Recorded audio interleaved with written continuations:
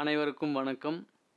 நம்மளுடைய modern survey இன் Tamil YouTube சேனலில் JDO சம்மந்தமான பல வீடியோக்களை நம்ம அப்லோட் பண்ணியிருக்கோம்.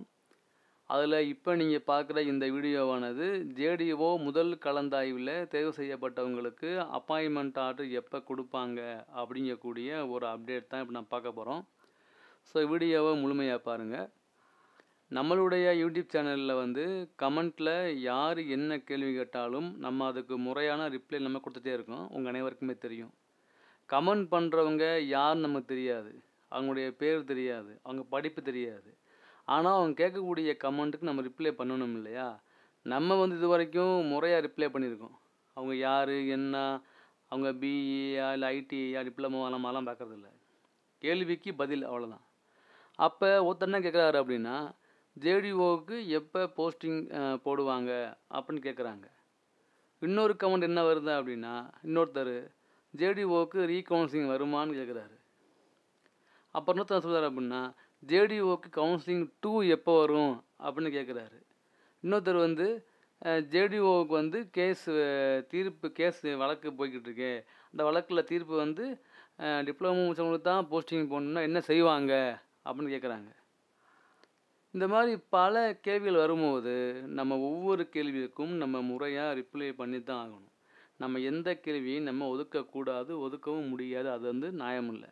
அப்படிங்கும்போது நான் ஜேடிஓவுக்கு ரீகவுன்சிலிங் வருமானு கேட்டால் நான் அதுக்கும் ரிப்ளை பண்ணி ஆகணும். வரும் வராது, வருவதற்கான வாய்ப்பு இருந்தால் இந்த மாதிரி சூழ்நிலை இருந்தால் வரலாம், அப்படி வந்தால் என்ன ஆகும் கேட்கும்போது நம்ம ரிப்ளை பண்ணணும்.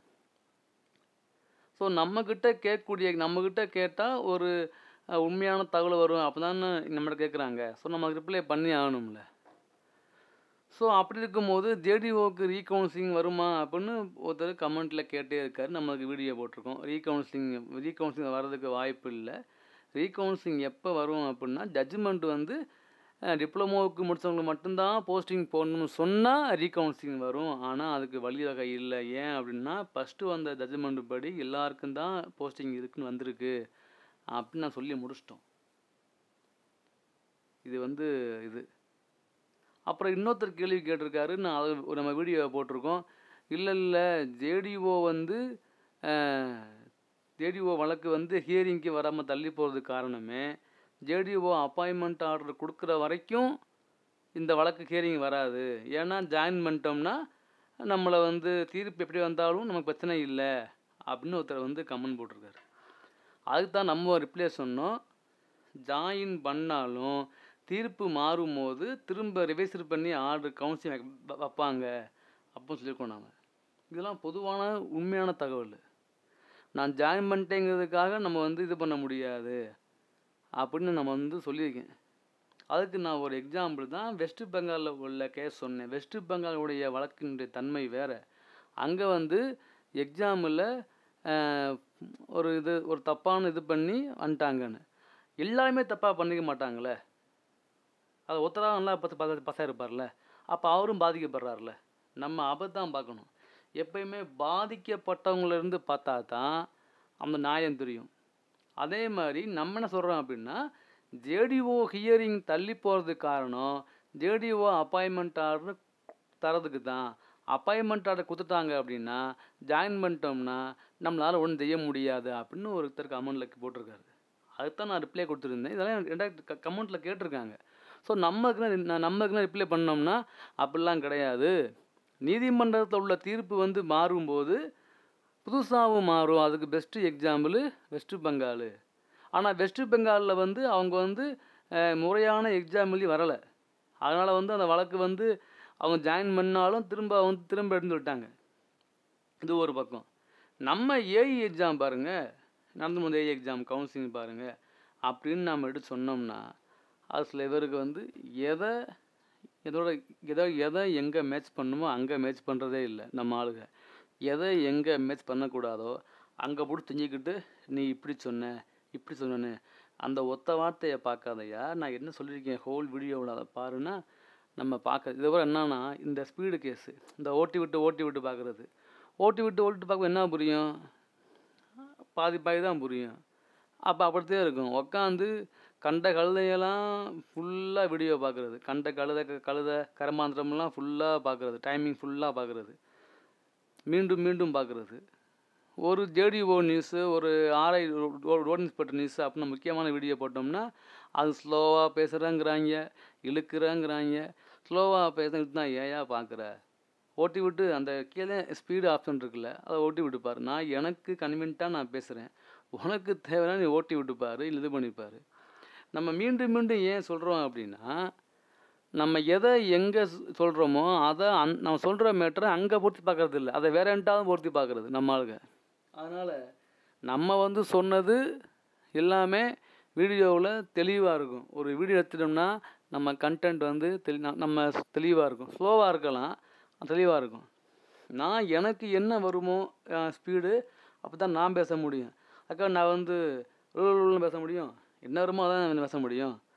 அதனால் நம்ம ஆளுக்கு என்ன அப்படின்னா, ரியாலிட்டி என்ன, ஜேடிஓவுக்கு ரீகவுன்சிலிங் வருமா அப்படின்னு கேட்டால் ரீகவுன்சிலிங் வராது, முடிஞ்சு. எப்போ அப்படி வர மாதிரி இருந்தால் எப்போ வரும்னு கேட்குறாங்களே, வர மாதிரி இருந்தால் நீதிமன்றத்தை தீர்ப்பு மாறும்போது தான் அது வரும்.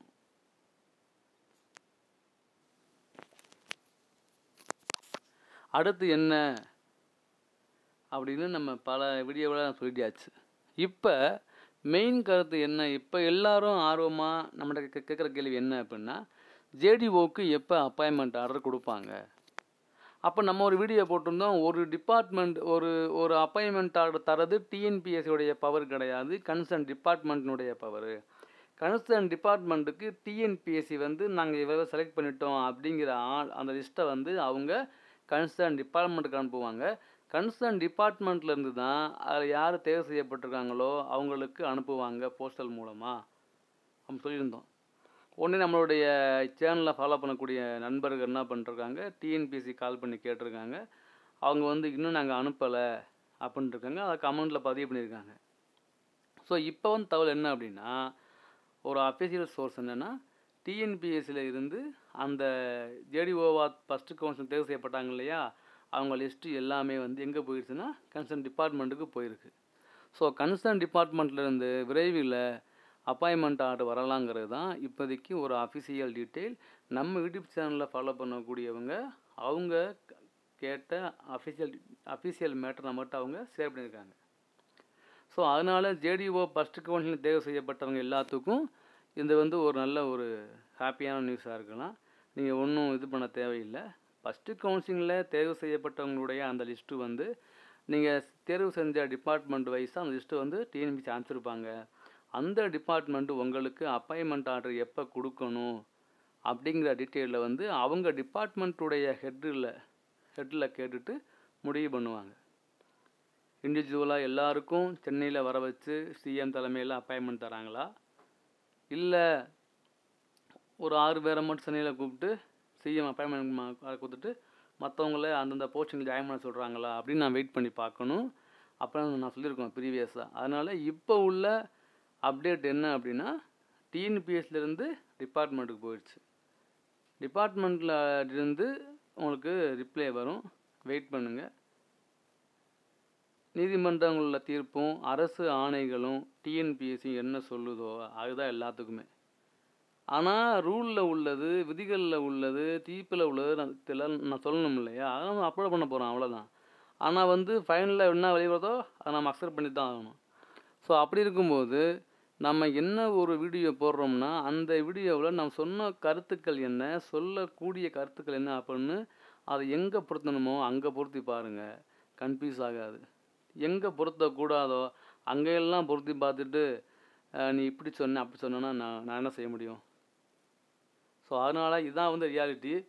ஸோ அந்த ஃபஸ்ட்டு கவுன்சிலிங் நம்மளுடைய ஏப்ரல் 3லேருந்து ஏப்ரல் 10 வரைக்கும் நடந்த கவுன்சிலிங்கில் தேர்வு செய்யப்பட்ட அந்த நபர்களுக்கு விரைவில் பணி நியமன ஆணை வழங்கப்படுங்கிறது தான் இப்போ நமக்கு கிடச்ச ஒரு அஃபிஷியல் டீட்டெயில். கன்சர்ன் டிபார்ட்மெண்ட்டு அந்த வேலையில் பார்த்துட்டு இருக்காங்க. நீங்கள் அவங்கள நீங்கள் தொந்தரவு பண்ணாதீங்க, நீங்கள் வெயிட் பண்ணுங்கள். அவங்க டிஎன்பிஎஸ்சி கன்சர்ன் டிபார்ட்மெண்ட்டும் உங்களுக்கு ரிப்ளை வரும், நீங்கள் வெயிட் பண்ணுங்கள். இதுதான் இப்போதைக்கு உள்ள அப்டேட்டு. ஏதாவது எனக்கு கிடச்சுன்னா கிடச்சுன்னா அஃபிஷியலாக நான் கண்டிப்பாக உங்களுக்கு இன்ஃபார்ம் பண்ணுறேன். தேங்க்யூ.